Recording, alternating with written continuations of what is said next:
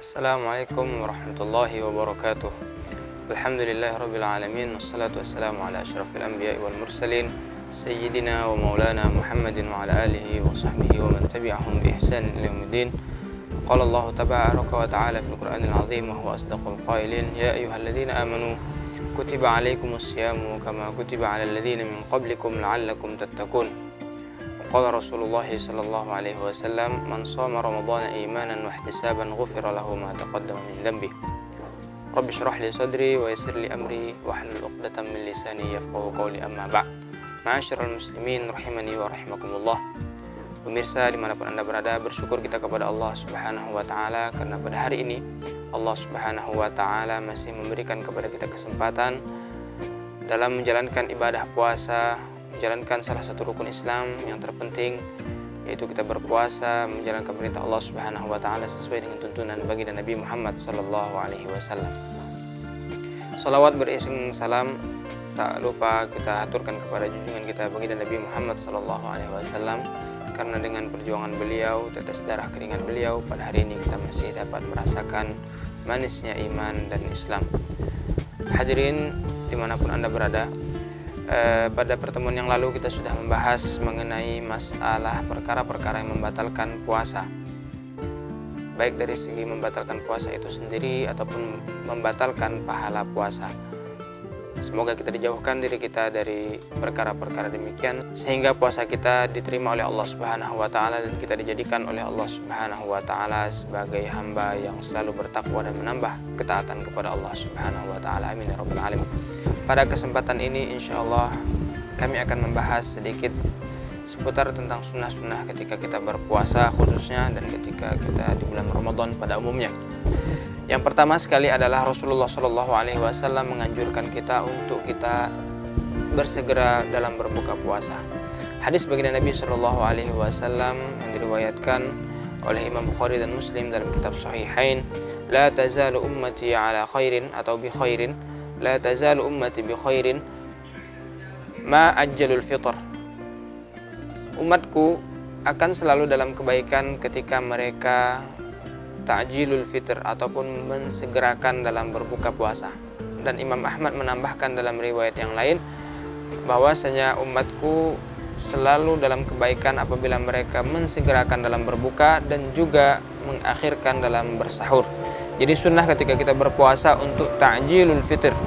Ulama mengatakan bahwasanya yang dimaksud dengan ta'jilul fitr ataupun kita menyegerakan dalam berbuka adalah bukan berarti belum azan ataupun belum masuk waktu sudah kita berbuka, tidak, melainkan ketika kita yakin bahwasanya matahari telah terbenam ataupun ketika kita yakin bahwasanya waktu maghrib sudah masuk, maka kita langsung berbuka tanpa menunggu sesuatu yang lain.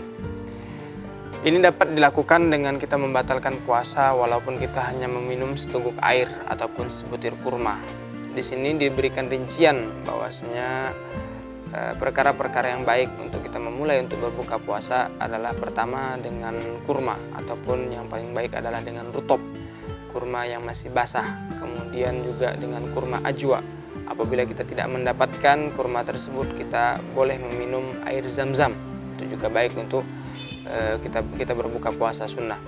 Ataupun dengan sesuatu yang manis seperti manisan-manisan ketika kita berbuka puasa, itu juga disunnahkan untuk kita konsumsi ketika kita berbuka puasa. Kemudian Rasulullah Shallallahu Alaihi Wasallam menganjurkan kita untuk ta'khirus suhur. Dalam pembahasan yang lalu sudah kita bahas mengenai masalah ta'khirus suhur ataupun mengakhirkan dalam bersahur. Sahur ini adalah suatu waktu di mana waktu tersebut kita disunahkan untuk makan secukupnya, untuk kita memberikan tenaga dalam kita berpuasa. Sunnah Rasulullah Shallallahu Alaihi Wasallam bersabda dalam sebuah hadis, tasahharu fa inna fis sahuri barakah. Bersahurlah kalian, dalam makan sahur itu terdapat keberkahan yang Allah Subhanahu Wa Taala berikan. Kata ulama, waktu sahur masuk dari pertengahan malam.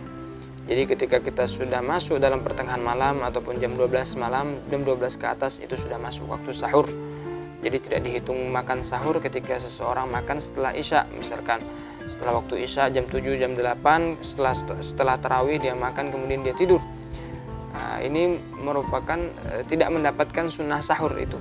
Salah satu kelebihan daripada umat baginda Nabi Shallallahu Alaihi Wasallam adalah makan sahur, di mana umat-umat terdahulu disebutkan bahwasanya mereka tidak disunahkan untuk makan sahur, bahkan mereka tidak boleh makan setelah mereka tidur. Jadi ketika mereka makan malam, makan setelah Isya, kemudian mereka tidur, maka ketika bangun mereka sudah tidak boleh mengkonsumsi makanan apapun dan mereka langsung diwajibkan untuk berpuasa. Hadirin rahimakumullah, itu adalah sunnah yang mesti kita lakukan, yaitu ketika kita berbuka kita bersegera membatalkan puasa kita ketika kita sudah yakin masuk waktu maghrib, ataupun ketika kita sudah yakin bahwasanya matahari sudah tenggelam. Dan juga kita mentakhirkan sahur, dan takhir sahur ini jangan sampai kita masuk ke dalam waktu-waktu yang mana waktu tersebut meragukan. Kita ragu ini udah masuk subuh ataupun belum, maka kita juga tidak dianjurkan mengakhirkan sahur sampai waktu demikian. Jadi hadirin rahmati Allah Subhanahu wa taala, kita latihan untuk berbuka segera dan juga mengakhirkan sahur ketika kita berpuasa. Salah satu sunnah yang lain adalah kita memperbanyak membaca Al-Quran. Dan insya Allah memperbanyak membaca Al-Quran ini akan kita bahas pada pertemuan yang akan datang. Semoga kita diberikan kekuatan oleh Allah Subhanahu wa taala untuk mengamalkan sunnah-sunnah yang dicontohkan baginda Nabi Muhammad sallallahu alaihi wasallam dalam menjalankan ibadah puasa, sehingga puasa kita menjadi puasa yang baik dari tahun-tahun sebelumnya. Puasa kita diterima oleh Allah Subhanahu wa taala, dan puasa menjadikan kita semakin bertakwa kepada Allah Subhanahu wa taala. Amin ya rabbal alamin. Subhanakallahumma bihamdika asyhadu an la ilaha illa anta astaghfiruka wa atubu ilaik. Assalamualaikum warahmatullahi wabarakatuh.